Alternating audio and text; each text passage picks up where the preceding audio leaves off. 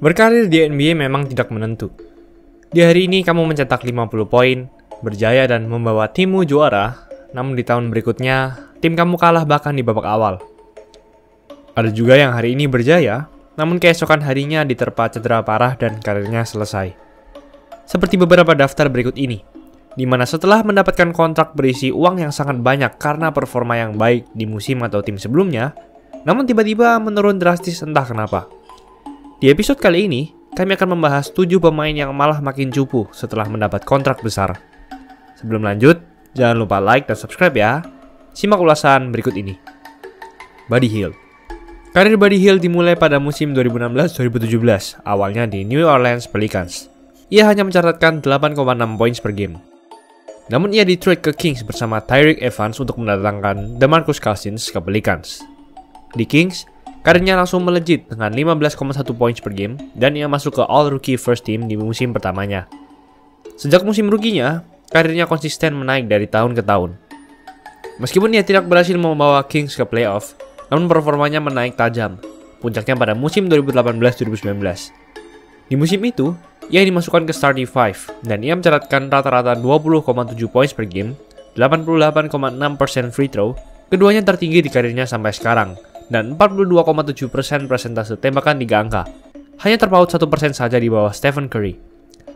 Ia juga memecahkan rekor milik Damian Lillard dengan menjadi pemain pencetak tembakan 3 angka terbanyak dalam 3 musim pertamanya. Dan karena performanya itu, ia pun memperpanjang kontraknya dengan Kings senilai 4 tahun 94 juta dolar atau sekitar 335 miliar rupiah per tahun.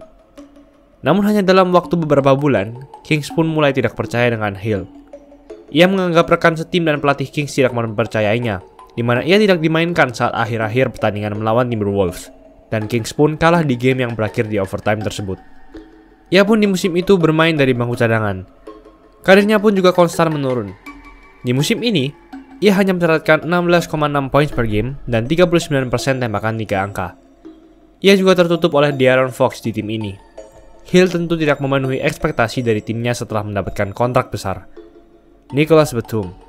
Pemain asal Prancis ini terkenal sebagai pemain sayap yang solid. Meskipun bukan seorang superstar, namun ia bisa menjadi komponen utama sebuah tim championship contender. Pada musim 2016, karirnya meningkat dengan 14,9 poin per game dan 5,8 assist per game, serta membawa Hornets melaju ke playoff. Karena performanya yang apik, Hornets pun memutuskan memberinya kontrak yang sangat besar, yaitu 5 tahun 120 juta dolar, atau sekitar 342 miliar rupiah per tahun. Saat Hornets memberinya kontrak ini, sudah banyak pihak-pihak yang meragukannya. Kontrak ini dianggap berlebihan karena memberi seorang pemain yang bukan seorang bintang dengan uang sebanyak itu. Dan terbukti, kontrak itu memang salah satu kontrak terburuk sepanjang sejarah NBA. Musim pertama setelah kontrak itu, performa Batum tetap sama di angka 15 poin per game. Namun, Batum malah gagal membawa Hornets ke playoff. Musim 17-18, ia pun diterpa banyak sekali cedera. Tidak hanya itu, performanya juga menurun menjadi 11,6 poin per game. Karirnya konsisten turun terus. Pada musim 19-20, ia hanya bermain 22 pertandingan saja dan mencatatkan 3,6 poin per game saja dan akhirnya ia dilepas oleh Hornets. Meskipun ia sudah bermain di Clippers sekarang, namun banyak yang masih meragukannya dengan 8,1 poin per game saja di Clippers. Kita juga tidak tahu sejauh apa Clippers akan melaju di playoff musim ini, bukan? Aaron Gordon. Dari tahun ke tahun, Aaron Gordon memiliki karir yang konsisten naik. Dari hanya 5,2 poin per game saja di musim pertamanya, menjadi 17,6 poin per game di musim keempatnya di Magic. Pada 6 Juli 2018, ia pun menandatangani kontrak dengan Magic akibat performanya itu. Ia mendapat kontrak 4 tahun 84 juta dolar atau sekitar 300 miliar rupiah per tahun. Lagi-lagi terlalu overpaid bagi pemain yang masih bukan bintang. Hal itu tentu ia lakukan karena ia bermain di Magic, bukan tim papan atas. Sejak kontrak itu, produktivitasnya menurun dari tahun ke tahun. Bahkan di musim ini, di Nuggets ia hanya mencatatkan 10,2 poin per game. Tentu hal ini tidak terlepas akibat Nuggets adalah tim yang jauh lebih baik dari Magic dengan adanya Jokic, MPJ, dan Jamal Murray. Namun hal ini semakin membuktikan bahwa Aaron Gordon bukanlah pemain yang bagus, bukan? Gary Harris. Pemain ini juga salah satu pemain paling penting yang membawa Nuggets menjadi tim yang sangat berkembang, padahal berisi roster yang muda. Dari tahun ke tahun, rata-rata dan produktivitasnya meningkat.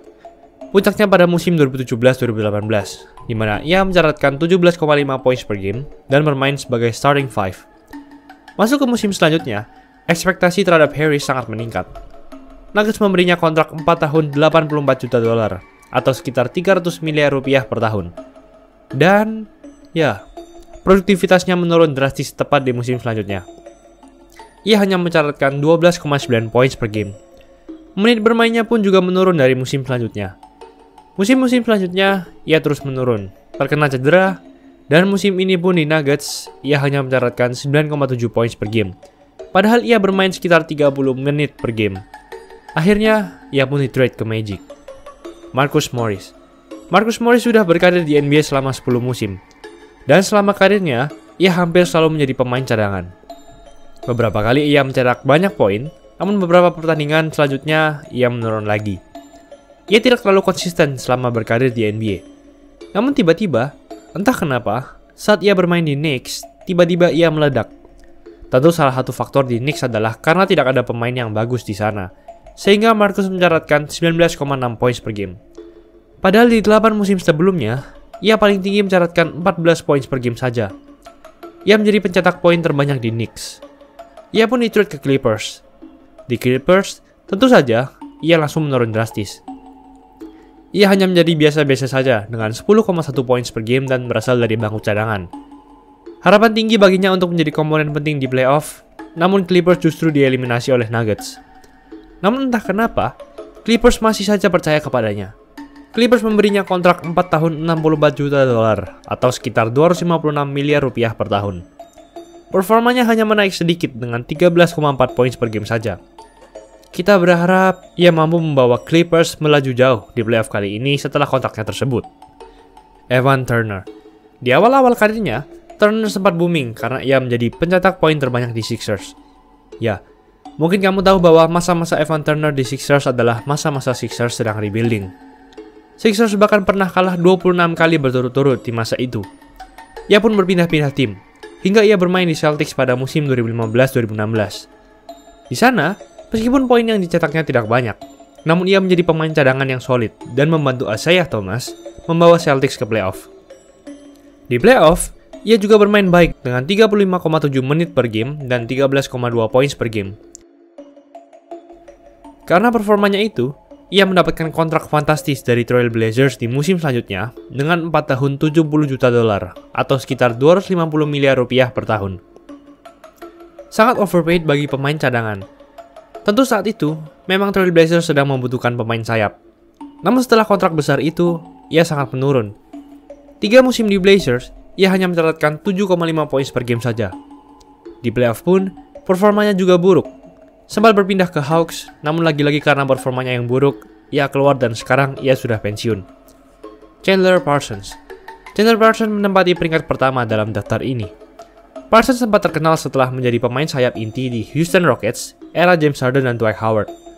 Ia sempat mencatatkan 16,6 poin per game, 4 assist per game, dan 5,5 rebounds per game. Semuanya tertinggi dalam karirnya. Ia juga pernah mencetak rekor tembakan 3 angka terbanyak dalam satu half dalam sejarah NBA. Namun Rockets tidak memberinya extension, sehingga ia menjadi restricted free agent di off-season 2014. Ia pun akhirnya berpindah ke Mavericks. Namun di Mavericks, ia sudah menunjukkan tanda-tanda penurunan. Ia hanya mencatatkan 14,7 poin per game selama 2 musim di Mavericks, menurun dari saat di Rockets. Ia juga memiliki masalah cedera di lututnya dan tidak bermain sejak Maret 2016 hingga akhir musim itu. Namun entah mengapa, pada 7 Juli 2016, Grizzlies menandatangani kontrak 4 tahun $94 juta atau sekitar 335 miliar rupiah per tahun dengan Parsons.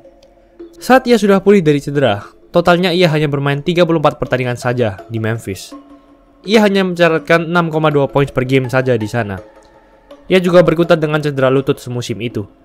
Musim-musim selanjutnya juga tak lebih baik, di mana ia hampir berasal dari bangku cadangan semua, dan hanya meningkat menjadi 7,5 poin per game saja. 3 musim di Grizzlies, ia hanya bermain total 90 pertandingan saja. Ia pun di-trade ke Hawks pada Juli 2020. Ia hanya bermain 5 pertandingan saja di Hawks dan mencatatkan 2,8 poin per game. Dan malangnya, pada 15 Januari 2020, ia ditabrak oleh pengemudi yang mabuk dan menderita gegar otak. ia pun dilepas oleh Hawks pada 5 Februari. Itulah ulasan mengenai episode kali ini. Jangan lupa like, komen, dan subscribe agar channel ini bisa berkembang dan menghasilkan video menarik lainnya. Thanks for watching. I'll see you in the next video.